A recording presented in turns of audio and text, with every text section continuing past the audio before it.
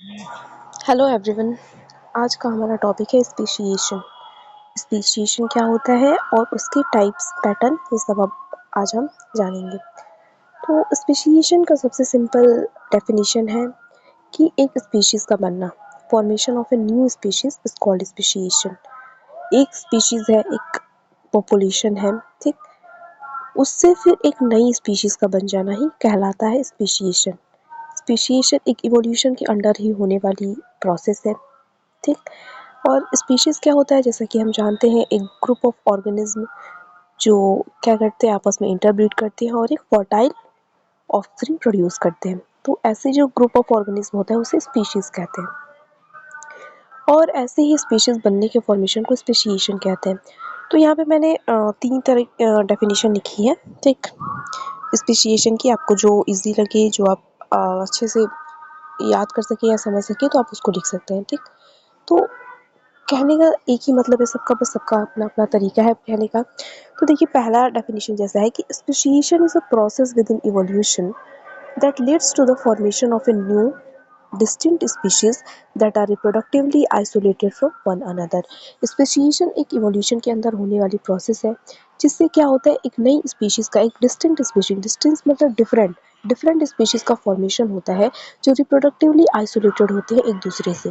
Reproductively isolated का मतलब क्या होता है, जब दो स्पीशीज आपस में इंटरब्रीड ना कर पाए, मेट ना कर पाए, तो उसे रिप्रोडक्टिवली आइसोलेशन कहा जाता है, रिप्रोडक्टिवली आइसोलेटेड, ठीक। रिप्रोडक्टिवली आइसोलेशन को आप इस तरह से भी समझ सकते हैं कि एक एक यहाँ पे पेरेंट स्पीशीज है, ठीक। इस पेरेंट स्पीशीज से एक नई स्पीशीज बनी, ठीक। ये वाली नई स्पीशीज बनी, तो अब ये दोबारा इससे आके अगर मेट ना कर पाए तो हम कहेंगे कि ये दोनों स्पीशीज क्या है, रिप्रोडक्टिवली आइसोलेटेड है, ठीक। तो रिप्रोडक्टिवली आइसोलेशन का सबसे इजी मतलब क्या होता है कि जब दो स्पीशीज आपस में ब्रीड या मेट ना कर पाए तो उसे हम कहते हैं रिप्रोडक्टिवली आइसोलेशन।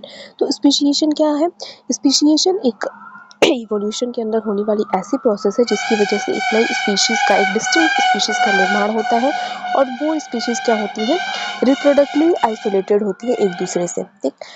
दूसरी जो डेफिनेशन है उसमें क्या है कि स्पीशीएशन occurs when a group within a species separate from other members of a species and develops its own unique characteristics। Speciation को आप दूसरे शब्दों में और कैसे डिफाइन कर सकते हैं कि स्पेशिएशन कब होता है, एक नई स्पीशीज का निर्माण कब होता है, जब एक ग्रुप, एक स्पीशीज है, ठीक, इस स्पीशीज के अंदर एक जो ग्रुप है वो इससे सेपरेट हो जाए, इस वाले अपने पेरेंट ग्रुप से सेपरेट हो जाए, और उसके बाद अपने अलग डेवलप कैरेक्टर्स, नए कैरेक्टरिस्टिक्स डेवलप कर दे, तो उसी को हम स्पेशिएशन कहते हैं। क्योंकि अभी नए कैरेक्टरिस्टिक डेवलप करेगी तो ये एक नई तरह की स्पीशीज बन जाएगी।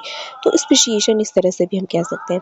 नेक्स्ट जो डेफिनेशन है, आप उसको कैसे कह सकते हैं कि speciation is an evolutionary process of the formation of new and distinct species, ठीक। स्पेशिएशन क्या है, एक इवोल्यूशनरी प्रोसेस है जिससे एक नए और डिफरेंट स्पीशीज का निर्माण होता है, उसको हम स्पेशिएशन कहते हैं।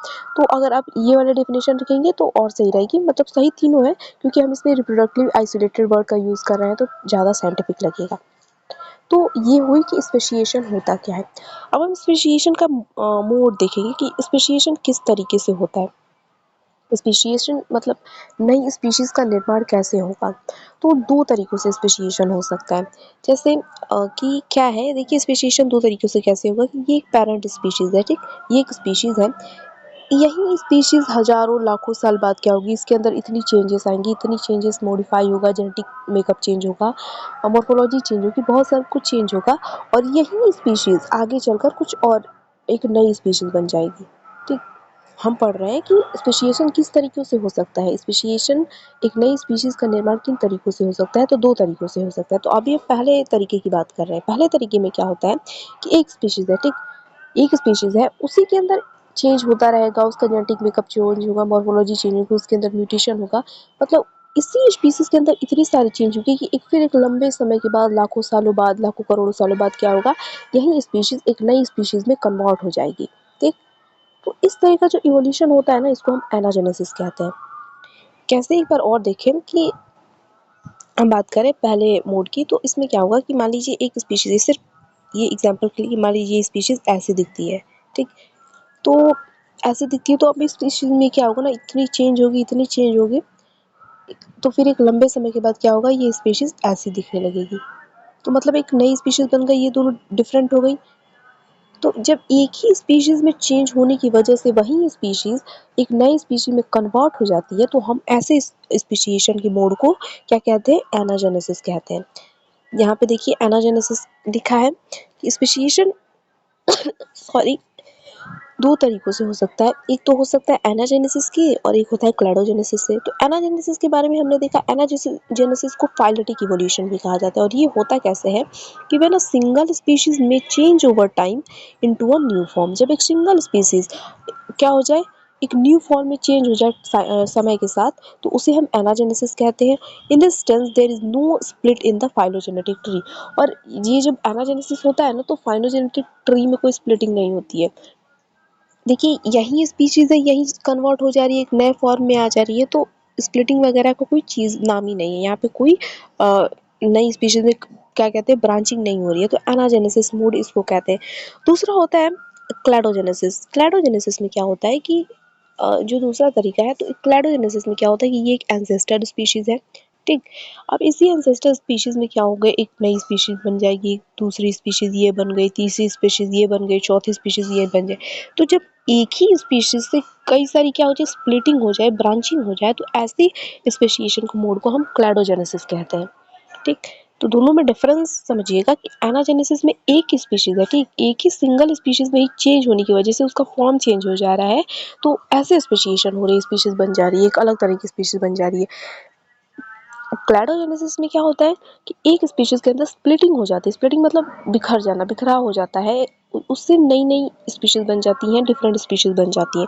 तो ऐसे जो मोड होता है स्पीशीशन का, हम उसे क्लैडोजेनेसिस कहते हैं। तो देखिए यहाँ पे क्लैडोजेनेसिस की डेफिनेशन लिखी है कि cladogenesis arises from a splitting event. ये एक स्प्लिटिंग इवेंट की वजह से होता है। When a parent species is split into two distinct species. जब एक पेरेंट स्पीशीज ही दो, यहाँ पे टू ही नहीं होगा, टू और मोर भी कह सकते हैं हम। एक पेरेंट स्पीशीज जब दो या दो से अधिक डिस्टिंक्ट अलग अलग स्पीशीज में स्प्लिट हो जाए, तो उसे हम क्लैडोजेनेसिस कहते हैं। तो ये है हमारे मोड ऑफ स्पेसिएशन की स्पीशीज किन दो तरीकों से बन सकती है। तो स्पेसिएशन होने का हमने देखा कि दो तरीका है। एक तो या तो एक जो स्पीशीज़ है उसी के अंदर चेंज हो जाए, वो नया फॉर्म अपना ले, ठीक। अब नया फॉर्म वो हज़ारों करोड़ों साल में अपनाएगी, तो उससे एक नई स्पीशीज़ बन जाए। जब इस तरह का स्पेसिएशन होता है तो हम उसे एनाजेनेसिस कहते हैं। दूसरा तरीका ये है कि एक पेरेंट स्पीशीज़ है, उसमें स्प्लिटिंग हो जाए, ब्रांचिंग हो जाए, कई सारी स्पीशीज़ बन जाए, तो उसे हम क्लैडोजेनेसिस कहते हैं। तो स्पेसिएशन के मोड ये हैं। यहाँ पे मोड ऑफ स्पेसिएशन आप लिख लीजिएगा, ठीक। ये मोड ऑफ स्पेसिएशन है। अब नेक्स्ट हम क्या देखेंगे, नेक्स्ट हम देखेंगे मैकेनिज्म ऑफ स्पेसिएशन, या इसको कह सकते हैं स्टेप्स ऑफ स्पेसिएशन। क्या स्टेप्स हैं इसके स्पेसिएशन के, किन किन स्टेप से होकर गुजरता है, एक स्पीशीज कैसे बनती है, तो इसको मैकेनिज्म कहें या स्टेप्स कह सकते हैं आप सिंपली। तो देखिए क्या होता है कि ये एक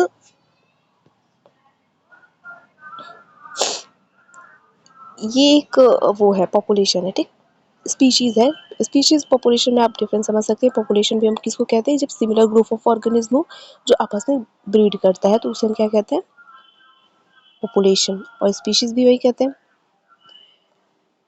तो ये मान लीजिए एक पॉपुलेशन है, हम बात कर रहे हैं मैकेनिज्म ऑफ स्पेसिएशन, मतलब एक स्पीशीज का निर्माण होगा कैसे। हम दो तरीकों से देखा है हमने, एक एनाजेनेसिस और क्लैडोजेनेसिस। अब हम कह सकते हैं कि स्टेप से होकर गुजरता है, तब एक नई स्पीशीज बन जाती है।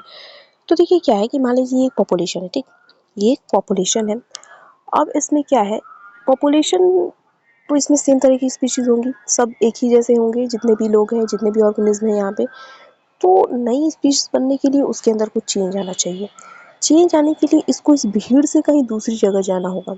आपको कुछ अलग करना है तो क्या होगा, भीड़ से, हम कहते हैं ना कि भीड़ से अलग होकर जाना पड़ेगा। तो क्या होगा, पहले एक ग्रुप क्या होगा, इससे अलग होगा, ठीक, इस पॉपुलेशन से आइसोलेट होगा।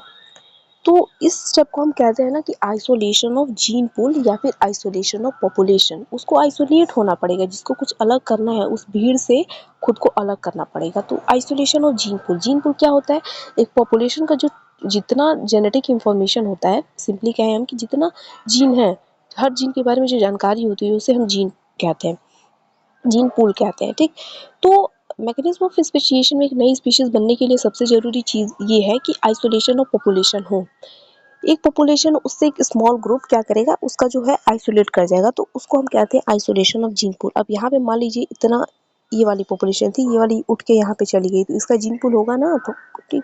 तो आइसोलेशन ऑफ जीन पूल यहाँ पे हो गया पहला स्टेप। दूसरा स्टेप क्या होगा कि चलिए आप भीड़ से अलग तो हो गए, अब आपको कुछ नया करना है, कुछ अलग करना है, तो उसके लिए कुछ मेहनत तो करना पड़ेगा ना, कुछ अलग काम करना पड़ेगा। तो यहाँ पे आइसोलेशन ऑफ जीन पूल हो तो गया, तो आइसोलेशन ऑफ जीन पूल होने के बाद क्या होगा, आइसोलेशन ऑफ पॉपुलेशन समझिए, जीन पूल से थोड़ा कंफ्यूजन हो रहा है तो, कि कुछ लोग उस पॉपुलेशन से अलग हो गए। तो अब क्या होगा, उसको अलग होने के लिए उसको अब जेनेटिक डाइवर्जेंस होगा। जेनेटिक डाइवर्जेंस मतलब सिंपल हम कहें तो जेनेटिक मेकअप में चेंज आएगा, उसकी जेनेटिक वेरिएशन में कुछ चेंज आएगा, तो वो जो नया वो उस पॉपुलेशन से अलग हुआ है, अब उसके अंदर जेनेटिक डाइवर्जेंस होगा, उस जीन पूल में उस जेनेटिक मेकअप कुछ चेंज होगा, उसमें मॉडिफिकेशंस होंगे। उसके बाद क्या होगा, अब रिप्रोडक्टिव आइसोलेशन होगा। यहाँ पे क्या होगा, ये रिप्रोडक्टिव आइसोलेशन होगा। पहले क्या हुआ कि एक पॉपुलेशन थी, उस पॉपुलेशन में क्या हुआ, सबसे पहले आइसोलेशन ऑफ पॉपुलेशन हुआ या फिर आइसोलेशन ऑफ जीन पूल हुआ, मतलब कुछ लोग वहाँ से उस पॉपुलेशन से निकल कर अलग हो गए।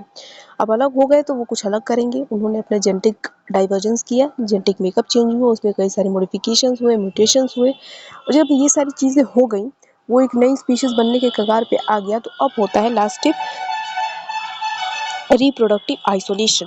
रिप्रोडक्टिव आइसोलेशन मतलब ये मान लीजिए एक नई स्पीशीज बन गई है, तो अब ये स्पीशीज और ये स्पीशीज एक दूसरे से मेट ना कर पाए, इंटरब्रीड ना कर पाए, इसको हम कहते हैं रिप्रोडक्टिव आइसोलेशन। और अगर ये स्पीशीज इस स्पीशीज से नहीं मेट कर पा रही है, मतलब ये एक नई स्पीशीज बन चुकी है, क्योंकि स्पीशीज की डेफिनेशन हम यही जानते हैं ना, कि अभी हमने कल ही पढ़ा था बायोलॉजिकल स्पीशीज कॉन्सेप्ट में, कि जब दो स्पीशीज आपस में इंटरब्रीड नहीं कर पा रही हैं, तो इनका मतलब वो स्पीशीज अलग अलग है, हम उनको अलग अलग स्पीशीज कंसीडर करेंगे। तो मैकेनिज्म ऑफ इवोल्यूशन में, मैकेनिज्म ऑफ सॉरी स्पेशिएशन में हमने क्या देखा, स्टेप्स ऑफ स्पेशिएशन कह सकते हैं हम, कि स्पेशिएशन होने के लिए सबसे पहले जरूरी है कि उस पॉपुलेशन से अलग होना, इसके लिए वर्ड यूज करते हैं आइसोलेशन ऑफ जीन पूल या फिर आइसोलेशन ऑफ पॉपुलेशन, ठीक है। आइसोलेशन ऑफ पॉपुलेशन हो गया, उसके बाद जेनेटिक डाइवर्जेंस होती है, जेनेटिक मेकअप में चेंज होता है, जेनेटिक मेकअप भी चेंज हो गया, उसके बाद क्या होगा, रिप्रोडक्टिव आइसोलेशन होता है पॉपुलेशन का, ठीक। रिप्रोडक्टिव आइसोलेशन अगर हो गया, अब वो जो नई स्पीशीज बनी है वो उस स्पीशीज से नहीं इंटरब्रीड कर पा रही है, मतलब नई स्पीशीज बन चुकी है, तो ये होता है मैकेनिज्म ऑफ आइसोलेशन। अब हम फैक्टर्स अफेक्टिंग स्पेसिएशन देखेंगे। स्पेसिएशन हमने देखा कि एक तो दो तरीकों से हो सकता है, एनाजेनेसिस, क्लैडोजेनेसिस। सेकंड मैकेनिज्म देखा, मतलब स्पेसिएशन किन किन स्टेप से होकर गुजरता है। आइसोलेशन होगा जीन पूल का, फिर क्या होगा, डाइवर्जेंस इन जेनेटिक मेकअप होगा, उसके बाद रिप्रोडक्टिव आइसोलेशन होगा। अब factors affecting speciation, factors affecting speciation हम देखेंगे कि स्पेसिएशन को कौन कौन से फैक्टर्स अफेक्ट करते हैं। तो इसको आप इवोल्यूशन वाले जो फैक्टर्स हैं उससे आप कर सकते हैं, सेम वही चीज़ है, क्योंकि स्पेसिएशन होना भी तो क्या है, इवोल्यूशन ही तो है, नई स्पीशीज बनना ही तो इवोल्यूशन है। तो क्या होगा, फैक्टर्स अफेक्टिंग स्पेसिएशन में देखिए क्या क्या फैक्टर्स है, नेचुरल सिलेक्शन है, जेनेटिक ड्रिफ्ट है, क्रोमोसोमल म्यूटेशंस, माइग्रेशन, हाइब्रिडाइजेशन और रिडक्शन ऑफ जीन फ्लो। तो सबसे पहले नेचुरल सिलेक्शन की बात करते हैं। देखिए नेचुरल सिलेक्शन में क्या होता है, नेचुरल सिलेक्शन क्या है, अच्छे वाली, जो हम सबसे सिंपल शब्दों में कहें तो जो अच्छे एडवांटेजियस ट्रेड्स होती है, नेचर उसको सेलेक्ट करती है, जो सर्वाइवल फॉर एग्जिस्टेंस में जो जीत जाता है, नेचर उसको सेलेक्ट करती है। तो इसमें भी यही हुआ कि मान लीजिए अभी हमने जस्ट मैकेनिज्म ऑफ वो देखा, स्पेसिएशन देखा, कि रिप्रोडक्टिवली आइसोलेट हो गया। तो क्या होगा कि जब एक नई स्पीशीज बन रही है, मान लीजिए अभी बनी नहीं है, वो अपने उससे पॉपुलेशन से, अपने पेरेंट पॉपुलेशन से अलग हुई है। अब अलग हुई है तो वो नए एनवायरनमेंट में गई होगी, तो उस एनवायरनमेंट में वो खुद को सर्वाइव कर पा रहा है कि नहीं, स्ट्रगल ऑफ एग्जिस्टेंस वहाँ पे वो कर पा रहा है कि नहीं। नेचर उसके, जब अगर नेचर उसको सेलेक्ट करेगी, नेचर सिलेक्शन होगा, मतलब नेचर अगर सेलेक्ट करेगी, मतलब उसके पास अच्छे जीन्स होंगे, ट्रेड्स होंगी, तो नेचर उसको सेलेक्ट करेगी, तब वो एक नई स्पीशीज बनने के लिए अगले स्टेप में तो जाएगा। लेकिन अगर नेचर उसको सेलेक्ट नहीं करेगी, मतलब उसके पास एडवांटेजेस ट्रेड्स नहीं होंगे, तो नेचर उसको सेलेक्ट नहीं करेगी, और क्या होगा, वो स्पीशीज नहीं बनेगी। तो नेचुरल सिलेक्शन में क्या होता है कि द ऑर्गेनिज्म और population that went in new environment, जो ऑर्गेनिज्म या पॉपुलेशन नए एनवायरनमेंट में गई है अपने पेरेंट पॉपुलेशन से अलग होकर, then it undergoes natural selection. अब क्या होगा उसका नेचुरल सिलेक्शन होगा, नेचर उसको सेलेक्ट करेगी। In this that is it, if it wins and survive in struggle for existence, मतलब नेचुरल सिलेक्शन कैसे करेगी, अगर ये स्ट्रगल फॉर ऑफ एग्जिस्टेंस में जीत जाता है, वो सर्वाइव कर पा रहा है, then nature will select it and a new species will be form, तब उसको नेचर सेलेक्ट करेगी और क्या होगा, एक नई स्पीशीज का निर्माण होगा। दूसरा फैक्टर है जेनेटिक ड्रिफ्ट। जेनेटिक ड्रिफ्ट मतलब क्या होता है, जब सडन रैंडमली एलेलिक फ्रीक्वेंसी में चेंज आ जाता है तो हम उसे जेनेटिक ड्रिफ्ट कहते हैं। तो जेनेटिक ड्रिफ्ट की वजह से ही क्या होगा, इवोल्यूशन होता है ऑर्गेनिज्म का। नेक्स्ट है क्रोमोसोमल म्यूटेशन। क्रोमोसोमल म्यूटेशन से, क्रोमोसोमल म्यूटेशन में या तो क्रोमोसोम के स्ट्रक्चर में चेंज हो सकता है, क्रोमोसोम के नंबर में चेंज हो सकता है, इन्वर्जन, ट्रांसलोकेशन, डिलीशन, एडिशन, ये सारी बातें हम कर चुके हैं, ठीक। ये सब हो सकता है। तो ये सब भी क्या करता है, एक स्पीशीज को अलग एनवायरनमेंट में रहने के लिए अलग अलग म्यूटेशन की वजह से उसे क्या हो सकती है, अलग अलग वेरिएशंस मिलेंगे तो इवोल्यूशन होगा। इस तरीके से भी स्पेसिएशन एक स्पेसिएशन में क्रोमोसोम म्यूटेशन एक रोल प्ले करता है। माइग्रेशन, माइग्रेशन में क्या होता है, जब एक पॉपुलेशन के अंदर कोई आए, जीन पूल नया आए, या फिर एक पॉपुलेशन को कोई जीन पूल चला भी जाए, तो वो भी माइग्रेशन है। तो क्या होगा, organism migrates to new environment and so its trait, then he will adapt in new environment. अगर कोई ऑर्गेनिज्म जा रहा है, माइग्रेट कर रहा है नई एनवायरनमेंट में, तो वो अपने ट्रेट साथ लेके जाएगा। ये थोड़े कि ट्रेट और अपने जीन छोड़ के जाएगा, मैं ही जा रहा हूँ नए एनवायरनमेंट पे, साथ लेके जाएगा। तो जो उसके अच्छे ट्रेट्स होंगे तो उसको क्या करेंगे, उस एनवायरनमेंट में रहने के लिए अडेप्ट करेंगे, सर्वाइवल में हेल्प करेंगे, ठीक। नेक्स्ट है हाइब्रिडाइजेशन। हाइब्रिडाइजेशन क्या होता है, जब दो स्पीशीज क्या करती हैं, मीट करती हैं, तो एक नई स्पीशीज का निर्माण होता है। तो इसको उससे कंफ्यूज मत करिएगा कि स्पीशीज दो दो स्पीशीज जब आपस में मेट नहीं कर पाएंगी तभी तो हम स्पीशीज कहते हैं। जैसे हॉर्स और डंकी है, तो उनकी वजह से एक नया स्पीशीज म्यूल बनता है ना, तो इसी तरह है। तो हाइब्रिडाइजेशन भी स्पीशीशन में एक रोल प्ले करती है, वो भी एक नई स्पीशीज का निर्माण करती है। नेक्स्ट है reduction of gene flow. Gene flow के रिडक्शन से क्या होता है, आइसोलेशन होता है। मतलब अगर जीन फ्लो नहीं होगा, जो जेनेटिक मेकअप वगैरह फ्लो दूसरे में एक्सचेंज नहीं होंगे, माइग्रेट नहीं होंगे, तो उससे क्या होगा, आइसोलेशन होगा, रिप्रोडक्टिव आइसोलेशन होगा। तो इससे क्या होगा, स्पेसिएशन होगा, ठीक। रिप्रोडक्टिव आइसोलेशन होगा मतलब दो स्पीशीज आपस में क्या नहीं कर पाएंगी, मेट नहीं कर पाएंगी, तभी तो एक नई स्पीशीज बनेगी, ठीक। तो ये कुछ फैक्टर्स हैं जो स्पेसिएशन को अफेक्ट करते हैं। अब नेक्स्ट क्या है, अब मोड ऑफ स्पेसिएशन है। देखिए इससे पहले भी हमने वो देखा एनाजेनेसिस, क्लैडोजेनेसिस, तो आप उसको मोड ऑफ स्पेसिएशन या पैटर्न ऑफ स्पेसिएशन, इससे आप समझ सकते हैं। यहाँ पे मैंने मोड ऑफ स्पेसिएशन लिखा है, किन तरीकों से हो सकता है, मोड्स, टाइप, ये सारी चीज़ें, पैटर्न्स, थोड़ा कंफ्यूजिंग वर्ड्स लगता है, लेकिन आप उसको समझ लीजिए कि वो भी हम ये बात कर रहे हैं ना कि स्पेसिएशन एनाजेनेसिस, क्लैडोजेनेसिस दो तरीकों से हो सकता है, ठीक। अब यहाँ पे मोड ऑफ स्पेसिएशन में भी हम यही कहते हैं कि किन किन तरीके, क्या क्या टाइप्स है कि कैसे कैसे हो सकता है। तो देखिए मोड ऑफ स्पेसिएशन यहाँ पे ना तीन तरीकों से हो सकता है स्पेसिएशन। ठीक है, फाइलेटिक ट्रांसफॉर्मेशन, दूसरा है फ्यूजन ऑफ स्पीशीज, तीसरा है ट्रू स्पेसिएशन। फाइलेटिक ट्रांसफॉर्मेशन में क्या होता है, वही एनाजेनेसिस वाला, transformation of one species into another species. जब एक स्पीशीज का ही ट्रांसफॉर्मेशन हो जाए, वो नए फॉर्म बन जाए उसका, तो उसको हम क्या कहते हैं, फाइलेटिक क्या हुआ है, ट्रांसफॉर्मेशन हुआ है। इसमें क्या होता है, slow changes in the gene pool occur by the change in the allylic frequency. इसमें क्या होता है, जीन पूल में चेंज होता है, जेनेटिक मेकअप चेंज होगा। देखिए हमने पहले भी वीडियोस में बात की है कि कभी भी इवोल्यूशन कभी एक इंडिविजुअल का नहीं होता है, एक पॉपुलेशन का होता है, ठीक। यहाँ पे हम स्पीशीज कंसीडर लेकर चल रहे हैं। तो जब चेंज होगा, एक स्पीशीज चेंज होगी दूसरी स्पीशीज में, एक मतलब दूसरे उसका फॉर्म हो जाएगा, एक स्पीशीज जब दूसरे फॉर्म में ट्रांसफॉर्म हो जाएगी, तो कैसे होता है ना कि जीन पूल में धीरे धीरे चेंज आता रहता है, लाखों करोड़ों साल तक चेंज होगा, उसके बाद क्या होता है, एक स्पीशीज बन जाती है। तो हम फाइलेटिक ट्रांसफॉर्मेशन की पहले बात कर रहे हैं इसमें। नेक्स्ट क्या है कि neither splitting of gene pool occurs nor evolution of reproductive isolation. जब फाइलेटिव ट्रांसफॉर्मेशन होता है, मतलब एक ही स्पीशीज दूसरे फॉर्म में कन्वर्ट हो जाती है, ट्रांसफॉर्म हो जाती है, तो इसमें जीन पूल का कोई स्प्लिटिंग नहीं होता है। स्प्लिटिंग होने का जरूरत ही क्या है, जब कुछ नई ब्रांचिंग हो ही नहीं रही है, उसमें एक ही स्पीशीज है, उसमें धीरे धीरे जीन पूल में चेंज हो रहा है, तो स्प्लिटिंग नहीं होती है। और इसमें रिप्रोडक्टिव आइसोलेशन का इवोल्यूशन भी नहीं होता है। मतलब रिप्रोडक्टिव आइसोलेशन तो तब होगी ना जब एक स्पीशीज दूसरे स्पीशीज बन जाएगी, पूरी कन्वर्ट हो जाएगी। यहाँ तो क्या हो रहा है, एक ही स्पीशीज अपने अंदर कुछ कुछ चेंज ला रही है, उसकी वजह से हो रहा है। तो इसमें ये सारे पॉइंट्स हैं। एग्जाम्पल फाइलेटिक ट्रांसफॉर्मेशन का पेपर मॉथ बिस्टन ब्यूटिलेरिया का होता है। बिस्टन ब्यूटिलेरिया का हमने एग्जाम्पल देखा था कि इंग्लैंड में ये मॉथ है, पेपर्ड मॉथ है ये, तो लाइट कलर की होती थी, लाइट कलर की थी ये। तो क्या हुआ कि जब इंग्लैंड में इंडस्ट्रियलाइजेशन नहीं हुआ था 1850 से पहले, तो ये लाइट कलर की थी। तो ये जो पेड़ों पे रहती थी ना, क्योंकि पॉल्यूशन नहीं था उस time, carbon dioxide sulphur dioxide की मात्रा इतनी नहीं थी, तो क्या हुआ था, पेड़ों की जो छाल थे, जो बार्क था, वो भी लाइट कलर का था। तो ये क्या करती थी, उसी पे रहती थी, तो जो चिड़िया थी, जो भी इनके प्रेडेटर्स थे, इनको देख नहीं पाते थे, तो इनकी संख्या बहुत ज़्यादा हो गई।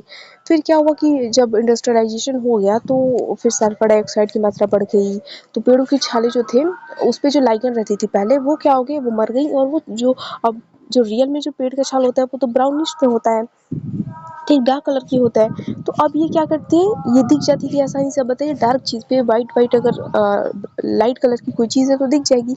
तो ये सब क्या करने, चिड़िया इनको खाने लगी। तो फिर ये जो पेपर मॉथ में क्या हुआ, नेचुरल सिलेक्शन हुआ और ये डार्क कलर की बन गई। तो अब डार्क कलर की होने की वजह से नहीं दिख पाती थी। तो ये पेपर मॉथ का एग्जाम्पल है फाइलोटिक ट्रांसफॉर्मेशन। मतलब इनमें एक स्पीशीज थी पेपर मॉथ की, लाइट कलर वाली, इसने अपने अंदर चेंज लाया, चेंज लाने की वजह से क्या हुई, वो डार्क कलर की हो गई। तो ये होता है फाइलेटिक ट्रांसफॉर्मेशन। दूसरा, फ्यूजन ऑफ स्पीशीज, वही हाइब्रिडाइजेशन, जब दो स्पीशीज आपस में फ्यूज करती हैं तो क्या होता है, एक नई स्पीशीज का निर्माण होता है। Formation of one species into from fusion of two or more species due to complete breakdown of reproductive isolation. जब रिप्रोडक्टिव आइसोलेशन का कंप्लीट ब्रेकडाउन हो, यहाँ पे देखिएगा, फ्यूजन ऑफ स्पीशीज में हम ये कह रहे हैं कि दो या दो से अधिक स्पीशीज जब आपस में फ्यूज करेंगी, फॉर्मेशन फ्यूज करेंगी, तो एक नई स्पीशीज का निर्माण होगा। और हम तो ये कहते हैं कि स्पीशीज का क्या होता है, दो स्पीशीज आपस में ब्रीड करती ही नहीं है, अगर करेंगी तो वो दो स्पीशीज अलग अलग नहीं है, ठीक। तो यहाँ पे क्या होगा, रिप्रोडक्टिव आइसोलेशन का ब्रेक डाउन होगा। देखिए, रिप्रोडक्टिव आइसोलेशन का आप मतलब समझ लीजिएगा, ये बहुत क्या होगा, बहुत जगह है ये चीज़, मेन स्पेसिएशन में इसका यही है। रिप्रोडक्टिव आइसोलेशन मतलब होता है सिंपल कि जब दो स्पीशीज आपस में ब्रीड ना कर पाए, मेट ना कर पाए, उस चीज़ को हम रिप्रोडक्टिव आइसोलेशन कहते हैं। तो जब फॉर्मेशन ऑफ दो स्पीशीज की हम बात कर रहे हैं कि दो स्पीशीज आपस में फ्यूज करेंगी तब एक नई स्पीशीज का जन्म होगा, तो यहाँ पे तो रिप्रोडक्टिव आइसोलेशन का ब्रेक डाउन ही हो रहा है ना। तो जब रिप्रोडक्टिव आइसोलेशन का ब्रेक डाउन होकर होता है एक नई स्पीशीज का निर्माण, तो हम उसे फ्यूजन ऑफ स्पीशीज कहते हैं। Next, true speciation. ये ट्रू स्पेसिएशन कैसे होता है कि इसमें स्प्लिटिंग होती है स्पीशीज की बिकॉज ऑफ रिप्रोडक्टिव आइसोलेशन। एक स्पीशीज कई सारी स्पीशीज में क्या हो जाता है, एक पेरेंट स्पीशीज कई सारे डॉटर स्पीशीज में स्प्लिट कर जाता है, और इससे क्या होता है, रिप्रोडक्टिव आइसोलेशन की वजह से अब जो नई स्पीशीज बनी है वो पेरेंट स्पीशीज से ब्रीड नहीं कर पाएगी। अब ट्रू स्पेसिएशन दो तरह का होता है, एक होता है अब्रप्ट और सडन चेंज स्पेसिएशन। इसमें क्या होता है ना कि जीन पूल में अचानक से चेंज आ जाता है, इसमें हमारा एग्जांपल होता है सिम्पैट्रिक स्पेसिएशन का। और दूसरा होता है ग्रेजुअल स्पेसिएशन। ग्रेजुअल मतलब धीरे धीरे जो स्पेसिएशन होती रहती है, तो इसमें allopatric speciation, पैरापैट्रिक speciation, peripatric speciation, ये सब आती हैं। तो हमारा जो है टॉपिक वो है एलोपैट्रिक और सिम्पैट्रिक स्पेसिएशन। तो अब तक हमने क्या क्या पढ़ा, एक बार रिवाइज कर लेते हैं कि स्पेसिएशन क्या होता है। एनाजेनेसिस पढ़ा, क्लैडोजेनेसिस के बारे में पढ़ा, स्पेसिएशन का मैकेनिज्म क्या है, ठीक। फिर स्पेसिएशन को कौन कौन से फैक्टर्स अफेक्ट करते हैं, ठीक। फिर मोड पढ़ा क्या क्या। अब हमारा जो टॉपिक है वो है एलोपैट्रिक स्पेसिएशन और सिम्पैट्रिक स्पेसिएशन। तो देखिए क्या होता है ना कि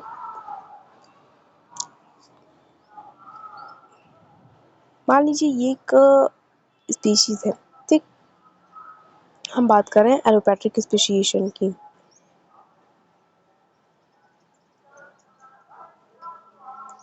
ये क्या है, स्पीशीज है। अब क्या हुआ, स्पीशीज क्या होते हैं, जब एक नई स्पीशीज का निर्माण हो जाए तो उसे हम स्पेसिएशन कहते हैं, ठीक। तो ये एक पॉपुलेशन है, एक स्पीशीज है ये।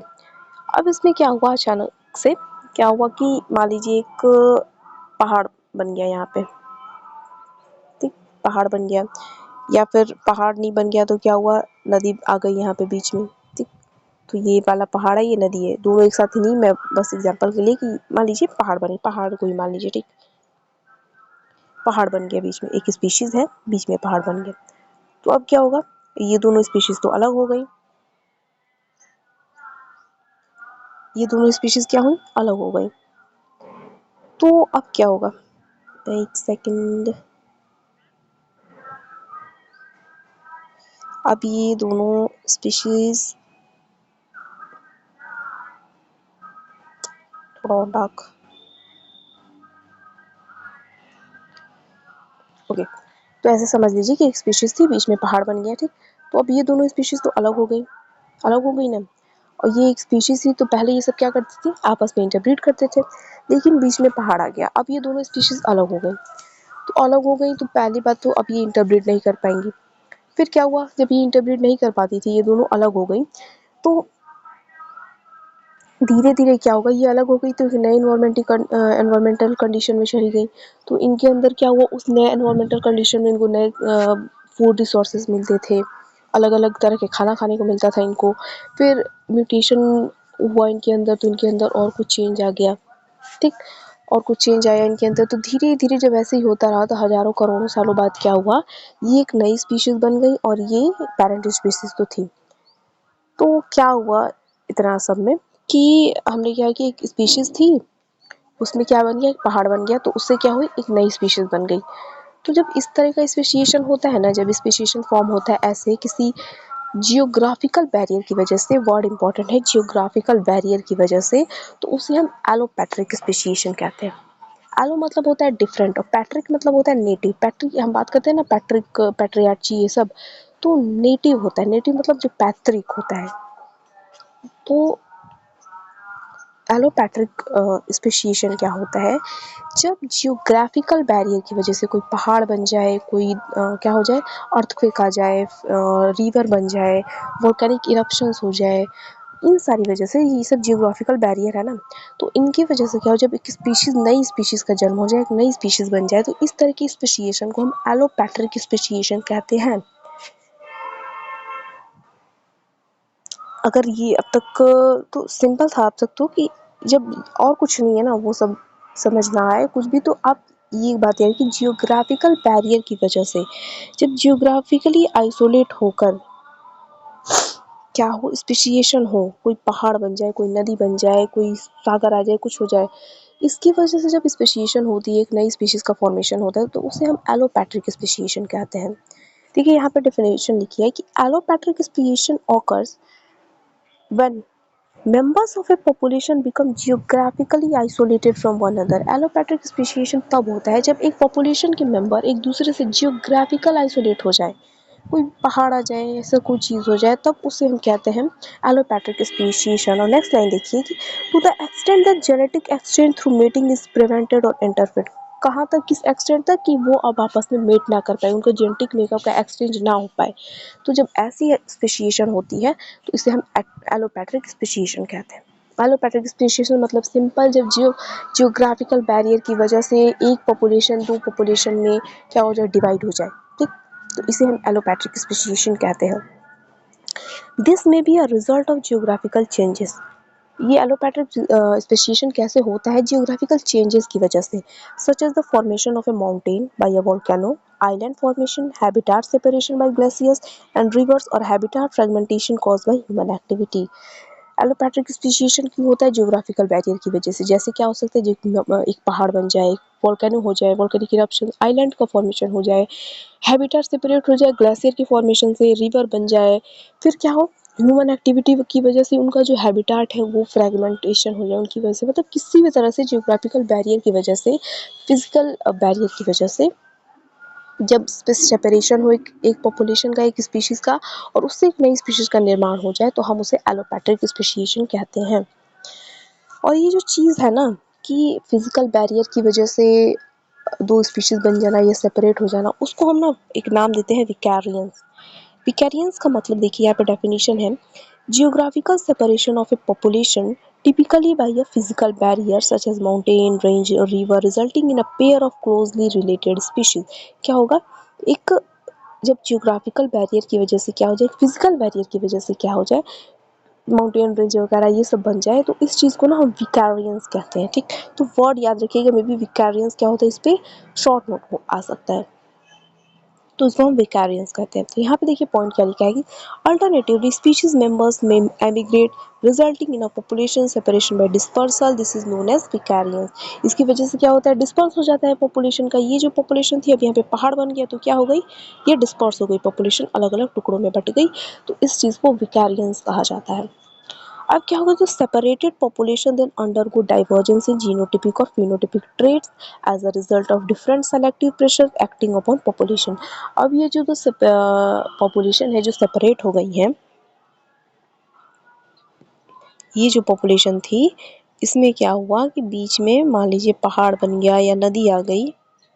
नदी ले लेते हैं कि इसमें क्या हुआ कि ये नदी आ गई, तो इसकी वजह से क्या हुआ, ये दोनों पॉपुलेशन सेपरेट हो गई। अब सेपरेटेड जो सब पॉपुलेशन है ना, उनके अंदर क्या होगा, दूसरा स्टेप याद कीजिए, उसका मैकेनिज्म ऑफ स्पेसिएशन का डाइवर्जेंस होगा उनके जीनोटिपिक और फिनोटिपिक ट्रेट्स में।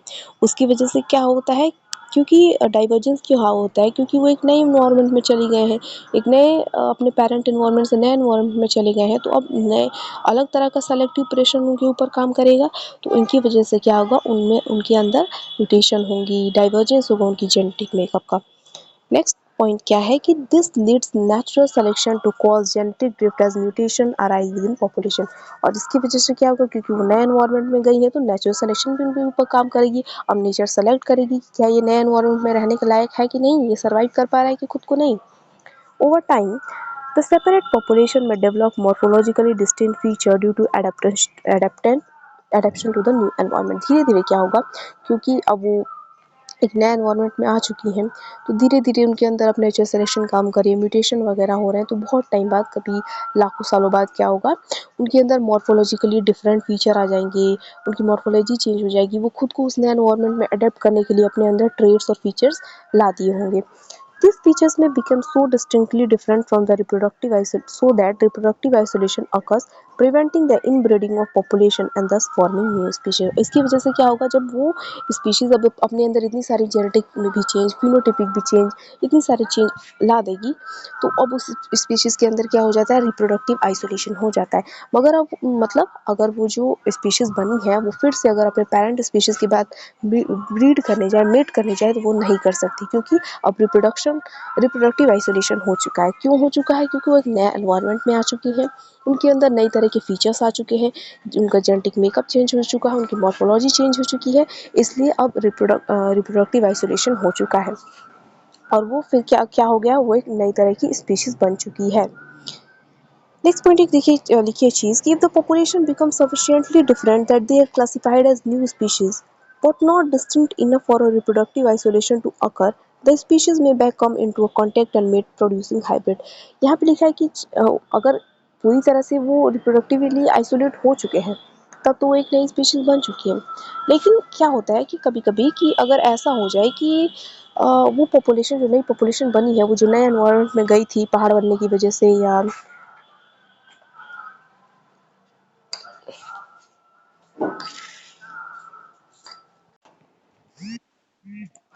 तो वो जो नई पॉपुलेशन बनी है, तो क्या होता है कि अगर वो पूरी तरह से रिप्रोडक्टिवली आइसोलेट नहीं हो पाई है, तो वो दोबारा आके अपने पेरेंट स्पीशीज से क्या होगी, ब्रीड कर सकती है, और वो हाइब्रिड बनाएगी, क्योंकि वो पूरी तरह से रिप्रोडक्टिवली आइसोलेट नहीं हो पाई है, लेकिन उसके अंदर कई सारे डिफरेंट फीचर्स आ चुके हैं, इसीलिए अब जो मेटिंग होगी तो उससे क्या होगा, हाइब्रिड प्रोड्यूस होगा। तो इस पॉइंट में, ये वाला जो पॉइंट है ना, इसमें यही चीज़ देखिए। नेक्स्ट ये देखिए, ये भी एक इम्पॉर्टेंट लाइन लिखा है कि the extent of the effect that geographic barriers may have on a population often depends on the dispersal ability of the organism. इसमें ये लिखा है ना कि हम कह रहे हैं कि जियोग्राफिकल बैरियर की वजह से, मतलब कोई माउंटेन, कोई रिवर, कोई कुछ ऐसा हो रहा है, ग्लेशियर बन रहा है, तो उसकी वजह से एलोपैट्रिक स्पेसिएशन होता है। तो ये जो जियोग्राफिकल बैरियर बनने का जो प्रभाव है ना, वो उस ऑर्गेनिज्म की डिस्पर्सल एबिलिटी पर निर्भर करता है। क्या कह रहा है, इस पॉइंट को एग्जांपल से समझिए कि मान लीजिए ये कोई वो है, रिवर है, बन जा रही है, यहाँ पे एक स्पीशीज थी, लेकिन अब रिवर बन गई, तो ये वाली स्पीशीज आधी इधर आ गई, आधी इधर आ गई, तो इससे क्या होगा ना कि ये रिवर उन ऑर्गेनिज्म के लिए एक बैरियर का काम करेगी, जो इसको तैर के जा नहीं सकते, इसको पार नहीं कर सकते। जैसे छोटे छोटे इंसेक्ट हो गए, रेप्टाइल्स हो गए, छोटे छोटे जो मैमल्स हैं जो इस नदी को पार नहीं कर सकते, उनके लिए एक जियोग्राफिकल बैरियर का काम करेगी। लेकिन कुछ चिड़िया है, कोई बड़ा मैमल है जो उसको तैर के जा सकता है, चिड़िया उसको उड़ के जा सकती है इस रिवर से, तो उनके लिए बैरियर का काम नहीं करेगी। तो वो वही चीज़ यहाँ पे पॉइंट पे लिखा है कि क्या करता है, जो इफेक्ट है ना जियोग्राफिकल बैरियर का, उस पॉपुलेशन की डिस्पर्सल एबिलिटी पर वो करता है, डिपेंड करता है। एग्जाम्पल के लिए यहाँ पे लिखा है कि the new formation of a river in a landscape would create impossible barrier for small terrestrial mammals, insect and reptiles. एक नई नदी का बनना किसी पॉपुलेशन में उसी बैरियर का काम उन्हीं चीज़ों के लिए करेगी जो उसको पार नहीं कर सकता। छोटे मैमल्स हो गए, छोटे टेरेस्ट्रियल में मैमल्स हो गए, इंसेक्ट हो गए या रेप्टाइल्स हो गए। लेकिन however birds and a large mammal would likely disperse across the river with ease. लेकिन जो चिड़िया है वो उड़ के जा सकती है, जो मैमल्स को तैर के जा सकते हैं, तो उनके लिए बैरियर का काम नहीं करेगी। तो इस पॉइंट पे ये चीज़ देखिए। तो ये हमने देखा एलोपैट्रिक स्पेसिएशन, जब जियोग्राफिकल बैरियर की वजह से, फिजिकल बैरियर की वजह से क्या हो, जब दो स्पीशीज बन जाए, एक नई स्पीशीज बन जाए, तो उसे एलोपैट्रिक स्पेसिएशन कहते हैं। अब एलोपैट्रिक स्पेसिएशन का ना एक एग्जाम्पल है, रियल लाइफ एग्जाम्पल है ये, grand canyon squirrel. Grand canyon एक रिवर है, आई थिंक अमेरिका की बात है, ठीक। तो ग्रैंड कैनियन क्या है, एक रिवर है, ठीक। कहाँ लिखूँ मैं, ये क्या है, ये मान लीजिए, अरे ये है रिवर, ग्रैंड कैनियन है।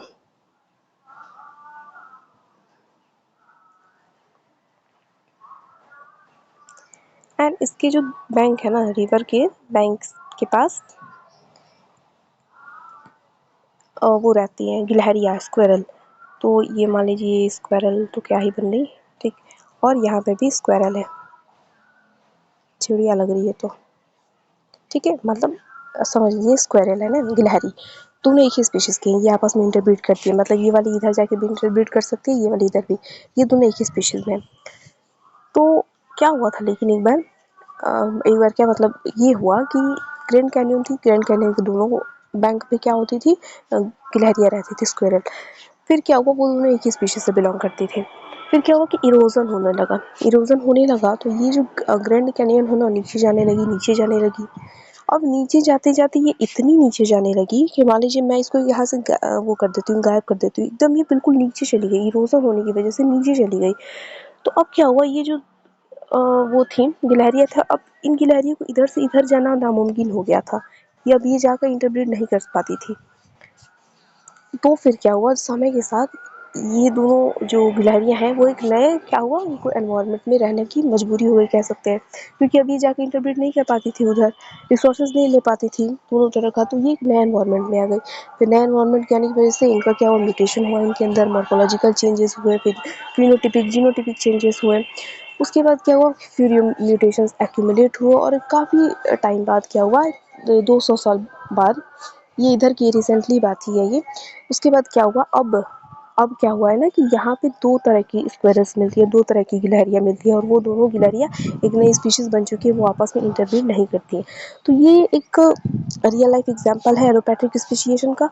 और एलोपैट्रिक स्पेसिएशन क्यों है, क्योंकि यहाँ पे एक फिजिकल बैरियर बन रही है, जियोग्राफिकल बैरियर बन रहा है। तो अभी हमने बात की एलोपैट्रिक स्पेसिएशन में। एलोपैट्रिक स्पेसिएशन में अगर कुछ भी नहीं वो अगर आप याद कर सकते हैं या कर पाते हैं, तो आप एलोपैट्रिक स्पेसिएशन जियोग्राफिकल बैरियर या फिर फिजिकल बैरियर की वजह से होता है, ये बात तो याद रखनी है। और याद रखने वाली चीज़ बस में यही है भी कि जियोग्राफिकल बैरियर की वजह से एलोपैट्रिक स्पेसिएशन होता है। और दूसरा तरह का जो स्पेसिएशन है ना, वो होता है सिम्पैट्रिक स्पेसिएशन। सिम्पैट्रिक स्पेसिएशन में क्या होता है कि जैसे देखिए, एक फिश है कि सिक्लिड, सिक्लिड या चिक्लिड आप जो कह लीजिए, एक फिश है ना। यहाँ क्या है कि एक लेक है, ये लेक है, ये भी रियल लाइफ एग्जांपल है, ठीक। जस्ट सेकेंड, ये क्या है, एक लेक है, ठीक। अब इस लेक में क्या है ना, इस लेक में एक मछली जो है नीचे रहती है, ठीक, एक मछली नीचे रहती है, एक मछली है ये ऊपर रह गई सरफेस पे, और एक मछली है ये बीच में रहती है, इधर सेम कलर लग रहा है। हाँ, एक मछली है, ये 3 कलर से 3 मछलियाँ दिखाई हैं। तो सिक्युलेंट फिश का क्या केस है ना कि ये लेक में रहती है ना, तो ये वाली जो नीचे है ये बॉटम ड्वेलर है, ये वाली क्या करती है, ये सरफेस ड्वेलर, ये वाली सरफेस ड्वेलर है, और एक जो है ना वो क्या करती है, वो एक्वाटिक रूट्स पे, एक्वाटिक प्लांट्स के रूट को फीड करती है। तो ये बॉटम फीडर है, सबसे नीचे वाली बॉटम फीडर है, वो ऊपर वाले सरफेस पे जो चीज़ें हैं वो खाती है, और ये जो नीचे है वो एक्वाटिक, बीच वाली एक्वाटिक जो रूट है ना, प्लांट रूट, उसको खाती है। तो एक ही लेक में है ये, ठीक, एक ही लेक में, और ये तीनों अलग अलग स्पीशीज हैं, 3 कलर से दिखाया हुआ है, मतलब तीनों अलग अलग स्पीशीज है। तो क्या हुआ है ना कि जब एक ही जियोग्राफिकल एरिया में रहकर, एक ही जगह पर रहकर जब अलग अलग स्पीशीज बन जाए, तो ऐसे स्पीशीज को हम, स्पीशीएशन को हम कहते हैं सिम्पैट्रिक स्पीशीएशन। यहाँ पे देखिए एक ही लेक के अंदर ये सब कुछ है हो रहा है, एक ही लेक के अंदर ये वाली जो फिश है ना, ये 3-3 इनके वो बन गए हैं, वेरिएंट्स कह सकते हैं, स्पीशीज बन चुकी हैं। एक क्या करती है, वो बॉटम फीडर है, वो बॉटम पे रहती है और फीड करती है, फीडर मतलब खाती है, एक है एक्वाटिक रूट्स को खाती है और एक सरफेस ड्वेलर है, ठीक। तो ऐसा जब स्पेसिएशन होता है ना कि जब एक ही geographical area, same geographical area के अंदर जब अलग अलग फिशेज, सॉरी, अलग अलग स्पीशीज का निर्माण हो जाए, तो हम उसे सिम्पैट्रिक स्पेसिएशन कहते हैं। सिम मतलब होता है सेम, पैट्रिक मतलब अभी हम बात की नेटिव। तो जब एक ही जियोग्राफिकल एरिया के अंदर किसी तरह का कोई बैरियर नहीं है, किसी तरह का जियोग्राफिकल बैरियर नहीं है, किसी तरह का अलगाव, सेपरेशन कुछ नहीं है, जब एक ही एरिया में रहकर स्पेसिएशन हो जाए, नई स्पीशीज का निर्माण हो जाए, तो हम उसे कहते हैं क्या, वो सिम्पैट्रिक स्पेसिएशन। तो ये सिम्पैट्रिक स्पेसिएशन का एक एग्जांपल है। तो सिम्पैट्रिक स्पेसिएशन क्या होता है, ये देखिए, इसका एक और एग्जांपल अभी हम डिस्कस करेंगे। Sympatric speciation is the evolutionary process whereby species are formed from a single ancestral species while inhabiting the same geographical area. Sympatric evolution एक ऐसा speciation, एक ऐसा evolutionary process है जिसमें same geographical area में रहने के बावजूद क्या हो जाए, जब एक single ancestral species से अलग अलग species बन जाए, तो उसे हम sympatric speciation कहते हैं। नेक्स्ट पॉइंट लिखा है ये कि in contrast to allopatric speciation, the distribution ranges of species which evolved through sympatric may be identical or they may only overlap। ये कह रहा है कि एलोपैट्रिक स्पेसिएशन में क्या हो रहा है, एक अलग तरह की स्पीशीज, बिल्कुल ही अलग तरह की स्पीशीज बन जाती है, क्योंकि वो डिफरेंट एरिया में पहुंच जाती हैं, ठीक, क्योंकि जियोग्राफिकल बैरियर आ जाता है बीच में, तो वो एक अलग एरिया में पहुंच जाती है, तो वो क्या करती है ना, एकदम बिल्कुल अलग हो जाती है। लेकिन सिम्पैट्री में क्या हो सकता है, ये हो सकता है कि या तो जो नई स्पीशीज बनी है वो आइडेंटिकल लगे, उसी की तरह लगे, या फिर थोड़ा बहुत चेंज हो सकता है, थोड़ा बहुत ओवरलैप हो सकता है। नेक्स्ट पॉइंट लिखा है कि rather than geographical distance prompting a reduction of gene flow between populations, sympatry occurs when members of one population make use of a new niche। ये क्या कह रहा है कि जियोग्राफिकल, उसमें क्या होता है एलोपैट्रिक, उस स्पेसिएशन में जियोग्राफिकल बैरियर की वजह से नए तरह के वो बन जाते हैं, स्पीशीज बन जाती हैं। सिम्पैट्री में क्या होता है ना, सिम्पैट्रिक स्पेसिएशन क्या हो जाता है, जब एक नए नीश, नीश पता है, नीच या नीश जो पढ़े, NICH जो वर्ड लिखा है, इसका मतलब होता है कि एक इकोसिस्टम में एक ऑर्गेनिज्म अपना क्या रोल प्ले कर रहा है। इकोलॉजी में हम पढ़ेंगे क्या एक इकोसिस्टम, एक ऑर्गेनिज्म क्या अपना रोल प्ले कर रहा है, उसको हम नीश कहते हैं। तो जब एक नए तरह का एक ही स्पीशीज में रहने के, एक ही स्पेसिफिक एरिया में, जियोग्राफिकल एरिया में रहने के बावजूद जब स्पीशीज का निर्माण हो जा रहा है, सिम्पैट्रिक इवोल्यूशन, स्पेसिएशन हो रहा है, तो क्या हम कहेंगे कि वो एक नए नीश को अपना रहे हैं। कैसे अपनाएंगे, अभी एक और एग्जांपल देखेंगे, वो हम देखते हैं। तो सिम्पैट्रिक स्पेसिएशन में क्या होता है, ये याद रखना है कि सेम जियोग्राफिकल एरिया में होता है। एक और पॉइंट है इसमें कि इसमें हम कह सकते हैं कि हैबिटाट का आइसोलेशन हो जाता है, एक ही एरिया में रह के हैबिटाट का आइसोलेशन हो जाता है। रिप्रोडक्टिव आइसोलेशन होता है। देखिए एक बात समझिएगा, सिम्पैट्रिक स्पेसिएशन में रिप्रोडक्टिव आइसोलेशन की वजह से सिम्पैट्रिक नई स्पीशीज का निर्माण हो जाता है। एलोपैट्रिक की अगर हम बात करें, तो एलोपैट्रिक में क्या होगा कि एलोपैट्रिक स्पेसिएशन होने के बाद रिप्रोडक्टिव आइसोलेशन होगा। जब दो स्पीशीज अलग अलग एनवायरनमेंट में चली गई, जब जियोग्राफिकल बैरियर की वजह से वो दोनों अलग हो गई, तब उनके अंदर रिप्रोडक्टिव आइसोलेशन आया। क्योंकि वो अब मेट नहीं कर पा रही, तो भाई अब मेट नहीं कर पा रही है जाके उधर, तो खुद ही क्या करना पड़ेगा, खुद मॉडिफिकेशन लाना पड़ेगा, जिसकी वजह से वो क्या हो गई, रिप्रोडक्टिव आइसोलेट हो गई। सिम्पैट्रिक स्पेसिएशन में हम कह सकते हैं ना कि reproductive isolation causes sympatric speciation, reproductive isolation की वजह से सिम्पैट्रिक स्पेसिएशन होता है।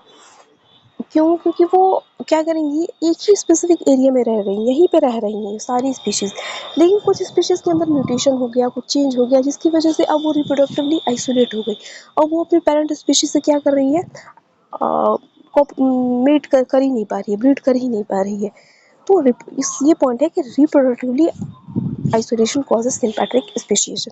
तो सिम्पैट्रिक स्पेसिएशन में ये याद रखना है कि जब सेम स्पेसिफिक एरिया में, सेम जियोग्राफिकल एरिया में रहने के बावजूद स्पेसिएशन हो जाए तो ऐसे स्पेसिएशन को सिम्पैट्रिक स्पेसिएशन कहा जाता है। नेक्स्ट पॉइंट क्या लिखा है कि this mode of speciation is common in herbivore insect. ये जो सिम्पैट्रिक स्पेसिएशन है, देखिए सिम्पैट्रिक स्पेसिएशन एक कंट्रोवर्शियल टॉपिक है। कई सारे साइंटिस्ट ये मानते हैं कि ऐसा होता ही नहीं है कि एक ही स्पेसिफिक एरिया में रहने के बाद नई नई स्पीशीज बन जाए, ऐसा नहीं होता। कई सारे साइंटिस्ट ऐसा मानते हैं, लेकिन क्या है अगर होता भी है तो ये मोस्टली हर्बीवोरस इंसेक्ट में देखा जाता है। When they begin feeding and mating on a new plant or when a new plant is introduced within a geographical range of the species। जब क्या होता है, ये या तो वो जो हर्बीवोरस इंसेक्ट है वो नए प्लांट पे रहना शुरू कर दे, या फिर क्या करे कोई नया प्लांट उनके एरिया में ला दिया जाए तो वो उसके ऊपर रहना शुरू कर दे। तो ये ज़्यादातर इंसेक्ट में देखा जाता है। इसी का एग्जाम्पल है एप्पल मैगोट, अमेरिकन मैगोट्स, फ्लाई। मैगोट्स एक फ्लाई है। क्या होता है इसका भी हम वो देख ही लेते हैं एग्जाम्पल। ये वाला एग्जाम्पल देख लिया आपने सिक्लिड या चिक्लिड फिश का। अब हम बात करते हैं उसकी अमेरिकन मैगट्स की। अच्छा मैंने डिलीट कर दिया इस यहाँ पे।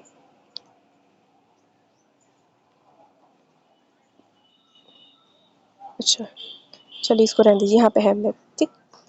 तो क्या है ना कि नॉर्थ अमेरिका में एक पेड़ होता है हॉथॉर्न, हॉवर्थ नहीं हॉथॉर्न, हॉथॉर्न ठीक। हॉथॉर्न का पेड़ होता है, ये हॉथॉर्न का पेड़ है ठीक। और ये है अमेरिकन मैगट फ्लाई। हम उसकी बात कर रहे हैं सिम्पैट्रिक स्पेसिएशन की। तो नॉर्थ अमेरिका में एक पेड़ होता है, ट्री है हॉथॉर्न का। तो उस पे ना ये जो अमेरिकन मैगट फ्लाई है, तो वो क्या करती है, उसके जो फ्रूट होते हैं ना, ये रेड कलर के फ्रूट होते हैं, आप गूगल पे देख लीजिएगा। तो उस पे अपने अंडे देती है ठीक। अमेरिकन मैगट फ्लाई हॉथॉर्न के फ्रूट पे अपने अंडे देती है। तो उसके जो बच्चे होंगे, जो फ्लाइज होंगी, तो वो सिर्फ उसी फ्रूट पे रहना पसंद करेंगे क्योंकि उन्होंने वही सब खाया है, वहीं पे वो अपना जीवन शुरू किया, वहीं पे सर्वाइव करते हैं। तो फिर क्या होता है कि ये ठीक है, ये एक स्पीशीज थी अमेरिकन मैगट फ्लाई की, जो क्या करती थी हॉथॉर्न के फ्रूट पे ले करती थी अपने अंडे, उसके बच्चे वहीं पे रहते थे। क्या करते फिर क्या हुआ कि नॉर्थ अमेरिका में एप्पल का, सेब का पेड़ इंट्रोड्यूस किया गया है, और नॉर्थ अमेरिका में सेब नहीं थे तो इंट्रोड्यूस किया गया इसको, एप्पल को। तो फिर क्या हुआ, वो भी एक ही एरिया में, यहाँ पे ये जो हॉथॉर्न का पेड़ था ना, वहीं पे मैं क्या करूँ, ये एक गार्डन है ठीक, ये गार्डन है ठीक। इसी गार्डन में हॉथॉर्न का पेड़ था और इसी के पास क्या किया गया, इंट्रोड्यूस किया गया एप्पल का सेब को, ये एप्पल है ठीक। तो फिर क्या हुई ना कि कुछ वो हो गई यहाँ पे मैगट्स फ्लाई जो थी, अमेरिकन मैगट्स फ्लाई, ये वाली कुछ ने क्या करी, इस पेड़ पे एप्पल के पेड़ पे आ गई और इन्होंने यहाँ पे क्या किया, अपना वो दिया, जो अपने अंडे हैं यहाँ पे लेकर दिए। फिर क्या हुआ, तो फिर उनको लगा हो गया अरे ये तो बढ़िया है, बढ़िया लग रहा है सेब, तो यहाँ पे रहने लगी ये। तो अब क्या हुआ, कुछ टाइम बाद क्या हुआ है, कुछ टाइम बाद क्या मतलब टाइम अब का क्या हुआ है, अब दो तरह की स्पीशीज मिलती है। अब इनको एप्पल मैगट्स कहा जाता है ठीक। तो ये क्या हुई, यही स्पीशीज थी, यही एक सेम गार्डन है, एक सेम जियोग्राफिकल एरिया है, कहीं दूर नहीं लेकर गया गया है। यहाँ पे दो स्पीशीज का निर्माण हो गया है। क्यों, क्योंकि उनके नया फूड सोर्स मिल गया। अब ये वाली जो फ्लाइज हैं, ये अपने एप्पल के जो फ्रूट है उस पे अपने अंडे देती हैं। अब इनके जो बच्चे हैं, ये एप्पल्स के फ्रूट का जो भी उसका सैप है वो सब खाते हैं, उस पे अपना लाइफ साइकिल जो है पूरा करते हैं। तो अमेरिकन मैगट्स लाइक किसका एग्जाम्पल है, एक सिम्पैट्रिक स्पेसिएशन का एग्जाम्पल है। जब सेम जियोग्राफिकल एरिया के अंडर जब स्पीशीज़ का निर्माण हो जाए, एक नई स्पीशीज़ बन जाए, तो हम उसे सिम्पैट्रिक स्पेसिएशन कहते हैं। तो अब क्या हो गई है, ये एप्पल मैगट्स कहलाती है, एप्पल मैगट्स फ्लाई। तो ये एक सिम्पैट्रिक इवोल्यूशन का एग्जाम्पल है। तो इस पॉइंट को यहाँ पे देखिएगा, जो लिखा गया था कि दिस मोड ऑफ स्पेसिएशन मतलब sympatric speciation is common in herbivore insect when they begin feeding and mating on a new plant. जब वो क्या मेटिंग करने लग, अब ये स्पीशीज अलग अलग स्पीशीज बन गई है, तो ये अब आपस में इस पे जाके मेट नहीं करती। ये एप्पल वाले जो एप्पल वाले ट्री पे जो मेल फ्लाइज हैं उनके साथ मेट करती है, इनके साथ मेट नहीं कर पाती, तभी तो ये नई स्पीशीज बन चुकी है। और क्या होता है, और when a new plant is introduce with in the geographical range of species, या फिर क्या हो, जो एक नए प्लांट का इंट्रोडक्शन कर दिया जाए किसके, इसी जियोग्राफिकल एरिया में, तो तब इस पे वो होता है सिम्पेट्रिक स्पेसिएशन। नेक्स्ट पॉइंट क्या लिखा है, the gene flow is then reduce between the species. अब क्या होता है, जीन फ्लो रिड्यूस कर दिया जाता है स्पीशीज के बीच में। अब इसके जो जीन है इसके पास नहीं जाएगा, इसका जो है इसके पास नहीं जाएगा। that specialize in a particular plant which might ultimately lead to the formation of a new species, जिसकी वजह से क्या होगा, न्यू स्पीशीज का निर्माण हो जाएगा। तो ये होता है सिम्पेट्रिक स्पेसिएशन। तो हमने यहाँ पे एग्जांपल भी लिख दिया है एप्पल मैगट्स और किकलेट फिश का। तो ये सिम्पेट्रिक स्पेसिएशन है। तो एलोपैट्रिक और सिम्पेट्रिक स्पेसिएशन में क्या ध्यान रखना है कि एलोपैट्रिक मतलब एलो मतलब डिफरेंट, जब फिजिकल बैरियर की वजह से, ज्योग्राफिकल बैरियर की वजह से एक नई स्पीशीज का निर्माण हो जाए तो उसे हम तब कहेंगे एलोपैट्रिक स्पेसिएशन, ठीक। जब एक ही एरिया में रहे, एक ही ज्योग्राफिकल एरिया में रहने के बाद नई स्पीशीज का निर्माण हो जाए तो उसे सिम्पैट्रिक स्पेसिएशन कहते हैं, ठीक। सिंपल, बस यही आप एक एक लाइन याद रखिए, ओके। अच्छा, अगर आपने ध्यान से सुना है, पढ़ा है, तो एक क्वेश्चन है और ये एग्जाम में आया हुआ क्वेश्चन है। क्या क्वेश्चन है कि the population of widely distributed species get divided into two subpopulations due to the appearance of mountain barrier. So these population evolve into two separate species. This cases, ये किस तरह का स्पेशिएशन है। Question दिया गया है कि एक पॉपुलेशन थी जिसमें वाइडली डिस्ट्रीब्यूटेड स्पीशीज रहते थे, लेकिन क्या हुआ, एक माउंटेन बैरियर उनके बीच में आ गया, ठीक। तो अब दो पॉपुलेशन पॉपुलेशन बन गई हैं, तो दो तरह की सेपरेट स्पीशीज अब बन गई हैं। तो ये किस तरीके का इवोल्यूशन है, तो आप बताइए। यहाँ पे सिंपल एकदम साफ दिया गया है माउंटेन बैरियर। हम बात कर रहे हैं कि जहाँ जियोग्राफिकल बैरियर हो, फिजिकल बैरियर हो, तो वो किसका एग्जाम्पल है, एलोपैट्रिक स्पेसिएशन का एग्जाम्पल है, ठीक। तो ये वाला क्या हुआ, आज का हमारा टॉपिक हुआ स्पेसिएशन का। Okay, thank you.